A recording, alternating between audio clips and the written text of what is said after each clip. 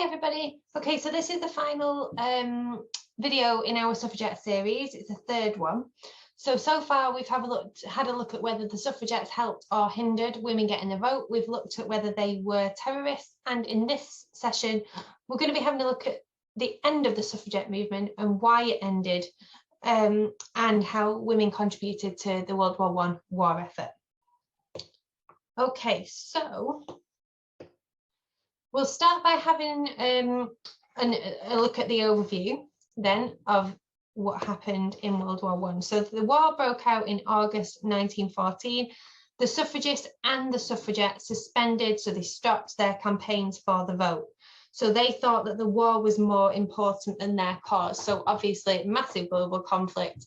If they had gone on doing what they were doing in terms of the protest, in terms of the damage they were causing, then that would have had obviously taken away from the government's focus on the war effort, and the women didn't want to do that. That wasn't why they were campaigning, so they knew that this was a bigger cause. So during the war, they played an active part in persuading the British men to join the army and persuading women to do important war work. So the way that they did the persuading men to join the army, the way that they did that was with white feathers. And they would go to men who were maybe on the streets and weren't signed up for the war and give them a white feather, which was a sign of a coward. So they were kind of shaming them into joining the war. The reason that some men may not have joined up was because from 1914 to 1916 there was only volunteers. It wasn't compulsory to join the army and go and fight at that time. So a lot of volunteers signed up, but then they started to run out of volunteers, and in 1916 conscription came in, which meant that any man who was between the age of 18 and 41 who was physically able to fight had to go and fight. But before then, to encourage people to sign up, the suffragettes actually played quite a big role in that. So Britain began to suffer a shortage of labour, and this is because, as we talked about in the Women in 1900s video, men were the ones who were doing the jobs. So men worked, however they couldn't work in war because they were the ones who were going fighting. So men, if you think about it, there's two historians called the Higgins, and they talk about it as it's called the double helix theory. And if you think about a double helix in science, a DNA is like a ladder, and you think men and women always stay apart because in peacetime women are in the home and the men are at work. However, in wartime the men leave work and go and fight. The women leave the home and go to work. So there's still a gender gap between them, but women step into men's shoes. Men just step out and go elsewhere. So there is a shortage of labour because the men have stepped out of the work world and into the fighting world. So women are employed in place of the male clerks who joined the army. So however, in manufacturing, employers were very reluctant to take on women. They didn't think that women wouldn't be able to learn the necessary skills. Some women were paid less for working the same jobs as men because of fear over their lack of skill. One of my friend's granddads, this was World War II, so slightly different, well, not actually that different, obviously a different war, but he worked in a factory. I think he might have been 15 when he started working, and he was the only male employed in that factory because the rest of them had gone off to war, but obviously he was too young at the time, and he was promoted above all of the women in that factory just because he was a man. So it was still prevalent in World War II, and this is obviously many years before. So by 1916, the shortage of workers, so due to conscription, so here all men have gone to fight, so we don't even have the ones who didn't want to volunteer, persuaded employers to take on more female workers and they showed that even with very little training, they were as skilled as men. Now, this is important for the suffragettes' cause, because remember, what the suffragettes were always trying to do was to say, look, we are as capable as men. We are as trustworthy. We are as reliable. We are as capable of voting. Okay, so the fact that they could just step into men's work and actually prove themselves to be equal was a really, really good thing for the suffragettes.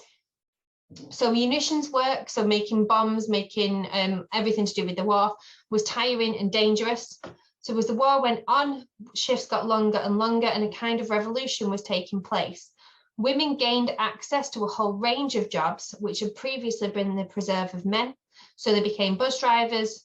The upper class women would have known how to drive, they would become bus drivers, postal workers, farm labourers, grave diggers, and steel workers. So all of the jobs that were previously only done by men.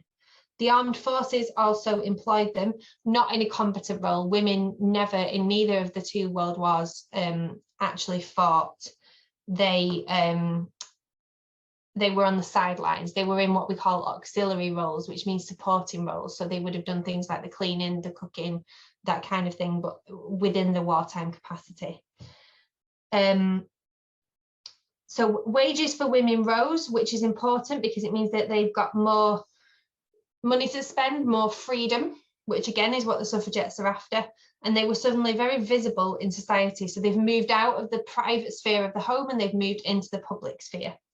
People started to see how women were just as capable as men, right? Really, really important, because if they're just as capable as men, why can't they vote like men can? People also felt very grateful. Now, this is a really, really important part that I'm going to come back to later. People felt very grateful towards women for helping so much during the war. These opportunities and the money meant that women had much more freedom than ever before. It was now more possible for a woman to be seen out dining alone in a restaurant without a man. Some women began to smoke in public, and they held responsibility for their household incomes whilst the men were away at war. So they're proving themselves to be capable in all of these different realms that they've never been in before. So why would voting be different? Some women began to smoke in a pub. Oh, sorry, I said that bit. So with women getting increased freedoms and showing their capability, it became increasingly difficult to hold back the vote from them. It was actually during the final year of the First World War, that should say, sorry, not second, it should say the First World War, that the Representation of the People Act was passed. So on February the 6th, 1919, women were allowed to vote. However, only certain women. They had to be over the age of 30 and own their own property. So it was still only really the upper classes who could vote, but it was a massive step forward. Okay, we don't get universal suffrage till 1928, which means that everybody in society can vote by 1928. So I'm going to come back to the grateful part in a minute, but now let's just have a look at what women actually did in the war. So what roles did they fulfill more specifically? So working in munitions factory, so they're making weapons and equipment. So in one factory, 200 women died during the war through accidents and overexposure to chemicals. People felt grateful to women for doing this dangerous and very necessary work, which directly helped women win the war. Approximately 80,000 women served in the forces, so in these non-combatant roles. So this is what I was saying before about auxiliary, which means supporting. Okay, so many of them were near the front line as nurses. So many thousands of soldiers had first-hand experience of being treated by these women, and they were grateful to the women doing the work. Introduction of conscription in 1916 led to an increase in the number of women employed in all sectors of the economy. They are more visible and were shown to be capable, again, keywords, of all the jobs previously only open to men. Women were also shown to be intelligent in a way never seen before, because they'd never been given the opportunity to sound intelligent before. So they now could flourish in male roles. So women who worked in munitions factories, linking back to the first one, gained the nickname the canaries. Canaries are yellow birds because their skin turned yellow from the chemicals. This chemical coloured skin was visible evidence of their own hard work and determination. So they've got a physical reminder. So nearly 57,000 women in total signed up to the Women's Army Auxiliary, remember, supporting corps. The idea was that every woman who signed up took over the job of a man who could then go to fight. So they're releasing men to go and fight, and without women supporting them, the men couldn't have done it and the war wouldn't have been won. The idea of women doing men's jobs was revolutionary. So during World War I, 260,000 women worked as farm labourers. So many in the Women's Land Army. They worked the land doing traditional male jobs such as harvesting, and they did important work in helping win the war. And one of the reasons for that was one of the tactics during the war was to cut off the supplies to our country through ships, and therefore harvesting, making our own food was really, really important to keep the country going.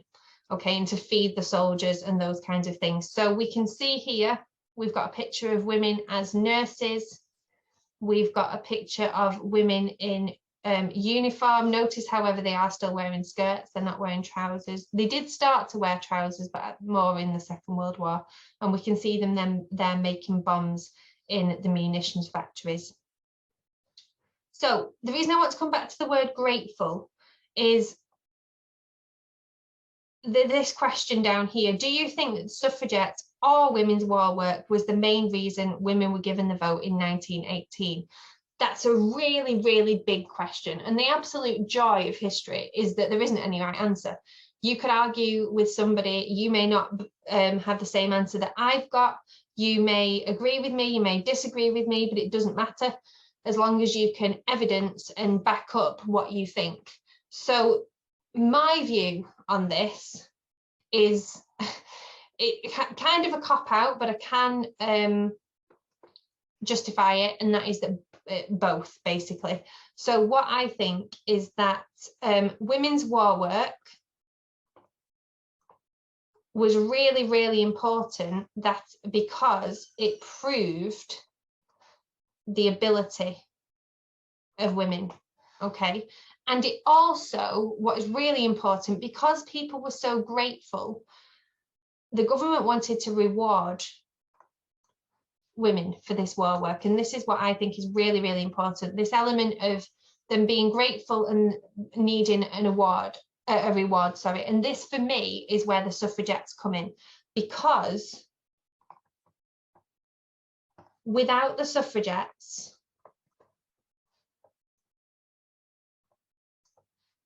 how would the government know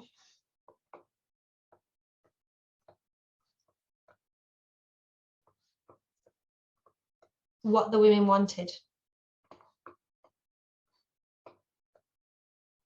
So without these years of protest, without the suffragettes highlighting that women wanted to vote, how would they have known what to reward them with? Okay, so they've proved now that there is absolutely no reason why they shouldn't be given the vote, because they are as capable, they are as determined, they are as hardworking, all of those things that they believe men are. Women can do it as well. So why not? Why can they not now give them the vote as a reward? And that is exactly what they do. But like I said, not all of them, just women over 30 who had property at this time. So this is just a little grid that we can use to sum up what we've done so far in this this series of videos. And I'm not going to fill it in now, but what I'm going to give you the opportunity to do is just to have a think about it. All right, so evidence that we've gone through that helped women to win the vote, evidence that the suffragettes helped women to win the vote, evidence that we've looked at for the suffragettes hindering, so preventing women getting the vote, evidence that the suffragettes won women the vote, evidence that World War I won women the vote. Okay, so I'll just put a couple in. So for the first one, we've got that they raised awareness for their cause, didn't they? They got people knowing what they were doing and why. The hindering, obviously, the violence and the attacks make them look untrustworthy and quite reckless as well. The suffragettes winning women the vote. See, this is another interesting question as well. Would the women have ever got the vote if it hadn't been for the war? Because if the suffragettes had carried on doing what they were doing, when would they have stopped? And would the government... I see, for me, the answer is no, because I can't imagine a time when the government would be like, right, okay, you've committed enough violence now, we'll just give you what you want. Do you see what I mean? If this violence had carried on going, would women have ever got the vote? Chances are probably not, but obviously we won't ever know that. So the suffragettes winning, the women getting the vote. There may be not very much you can put in there. We can probably actually just put the same that's in there. So World War I, winning women the vote. So this idea that they are capable, okay, it proves their capability. So feel free to have a think about that and add any more that you can come up with. So that's the end of our suffragette series. I hope you've enjoyed it. It's a brilliant topic. Thanks for joining me, and hopefully I will see you in future videos.